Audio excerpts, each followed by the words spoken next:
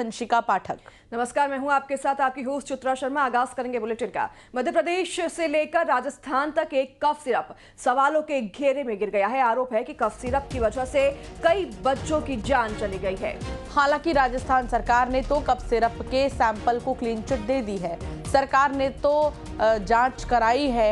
उसके मुताबिक cough syrup में सॉल्ट यानी कि रसायन तय मानक के मुताबिक मिले हैं, लेकिन सवाल उठ रहे हैं कि आखिर बच्चों की मौत कैसे हुई।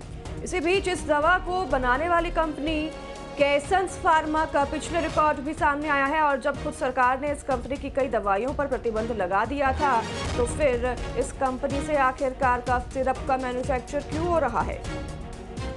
तो सवाल कई हैं और बच्चों की मौत के बाद अब मध्य प्रदेश से लेकर राजस्थान तक कफ सिरप को लेकर आदेश जारी हुआ है।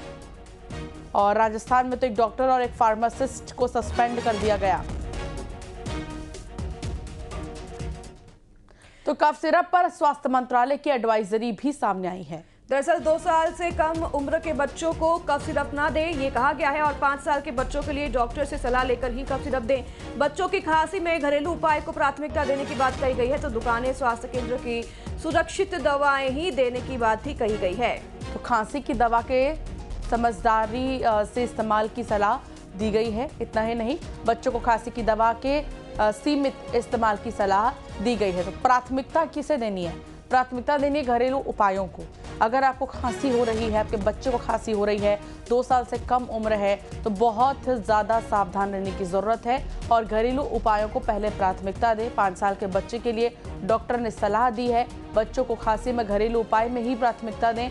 दुकान, स्वास्थ्य केंद्र की सुरक्षित दवाइयाँ ही आप दें। डॉक्टर से 1 नहीं 2 बार नहीं बल्कि कई बार पूछ लें कि क्या यह दवाई आपके बच्चे के उम्र के हिसाब से ठीक है या नहीं है। खांसी की दवा के समझदारी से इस्तेमाल की ही सलाह दी गई है। ओवरडोज भी बहुत ज़्यादा खतरनाक हो सकता है, इसलिए जितनी डोसेज है उतनी ही दें। मध्य प्रदेश के छिंदवाड़ा में 9 बच्चों की मौत की वजह अब कफ सिरप ही बताई जा रही है, जिसमें कि जहरीले केमिकल की मिलावट बताई गई है। इसकी तमिलनाडु सरकार ने भी पुष्टि कर दी है। इसके बाद तमिलनाडु सरकार ने कफ सिरप के प्रोडक्शन और सेल पर प्रतिबंध लगा दिया है। ये भी बता दें कि कोल्ड्रिफ कफ सिरप की वजह से एमपी के छिंदवाड़ा के परासिया ब्लॉक के 9 बच्चों की मौत हो गई।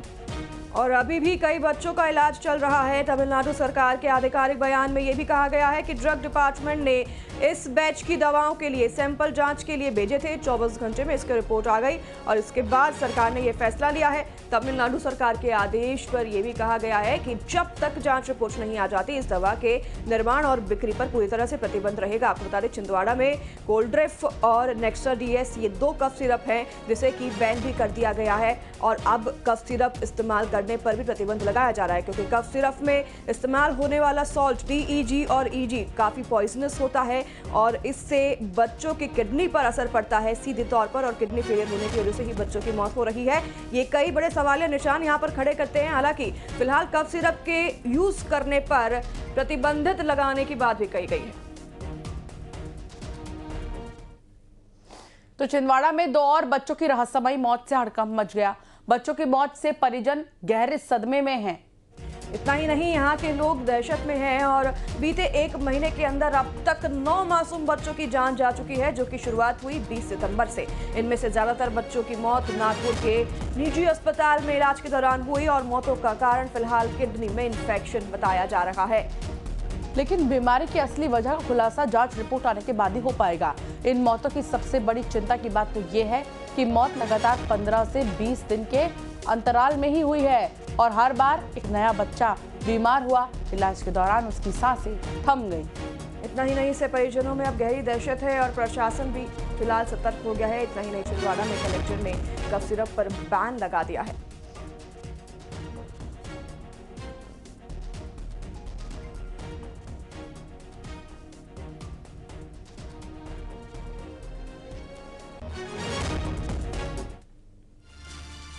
तो छिंदवाड़ा में 9 बच्चों की मौत के मामले पर अब स्वास्थ्य मंत्री राजेंद्र शुक्ला का बयान सामने आया है। उन्होंने कहा कि करीब 12 प्रकार की दवाइयों के सैंपल जांच के लिए भेजे गए हैं। अभी 3 दवाइयों के सैंपल की रिपोर्ट आ चुकी है, उसमें किसी भी प्रकार के कोई तत्व नहीं मिले हैं। जिनसे लगे कि मौत दवाइयों के कारण हुई है। आज शाम तक पूरी रिपोर्ट आ जाएगी। रिपोर्ट आने के बाद ही निर्णय ले सकेंगे कि बात में कितनी सच्चाई है। लगभग 12 प्रकार की ऐसी दवाइयाँ जिनको सैंपल जांच के लिए भेजे गए हैं। अभी 3 दवाइयों के जो सैंपल भेजे गए उसकी जांच आई है, रिपोर्ट आई है। उसमें कोई भी इस प्रकार के तत्व नहीं मिले हैं जिसके कारण ये कहा जा सके कि मौत इन दवाइयों के कारण हुई है। लेकिन जो बाकी बची हुई दवाइयाँ हैं, आज उम्मीद है कि शाम तक में उसकी रिपोर्ट आ जाएगी।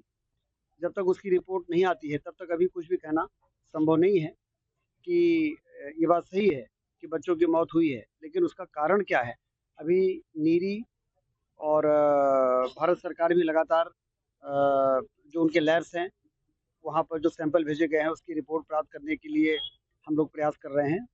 मुझे उम्मीद है कि शाम तक इसकी फाइनल रिपोर्ट आएगी, तभी ये समझ में आएगा कि वो कफ सिरप के कारण हुआ है कि अन्य किसी दवाई के कारण हुआ है कि किस वजह से हुआ है। पाकिस्तान कब्जे वाले कश्मीर